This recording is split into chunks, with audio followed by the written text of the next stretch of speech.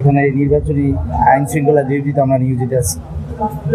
নির্বাচন না, এটা একটা উৎসব, আমরা উৎসব হিসেবে এটা নিয়ে নিচ্ছি। আমাদের এটা উৎসব, পূর্ববর্তী একটা উৎসব ছিল। আসলে আমরা নির্বাচন বলে ভুল হবে। অনেক দীর্ঘদিনের আমাদের ক্রান্তি দূর করে আমরা আটক ছিল, এটা আমার পূরণ হলো। বিগত 8 বছর যাবৎ আমরা ভোট থেকে বঞ্চিত ছিলাম। আমরা এই বছর ভোটের আসে আমরা বুঝতে পারছি মানুষ সবাই নির্বাচন চায় এবং আমরা নির্বাচন পক্ষে ছিলাম।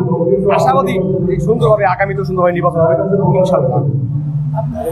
আমার মার্কা টেবিল ফ্যান মার্কা, ইনশাআল্লাহ সকাল 10টা থেকে এখন বিকাল 4টা পর্যন্ত অনেক খুব সুন্দরভাবে সুস্থভাবে নির্বাচন হয়েছে। আশা করি কোনো নির্বাচন কবল করে নাই।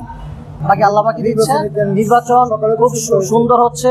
আমার আরেকজন প্রতিনিধি আছেন, হ্যাঁ, মোহাম্মদ ইকবাল ভাই, উনিও এখানে আছেন, উনিও ওনার প্রতিনিধি করতেছেন।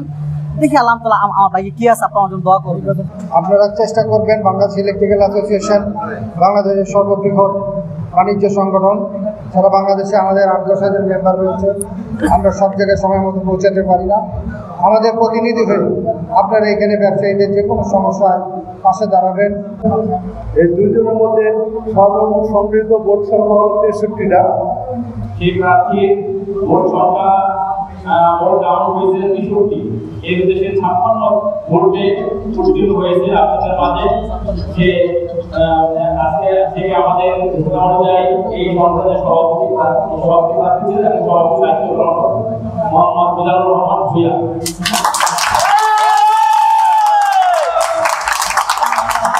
আমি তাকে আমার সাথে আমরা প্রগতি লিটিল ব্যবসায়িক সোসাইটির বহুলকাঙ্ক্ষিত 2025-2027 দ্বিবার্ষিক নির্বাচনে আলহামদুলিল্লাহ বিপুল ভোটে আমরা বিজয়ী হয়েছি।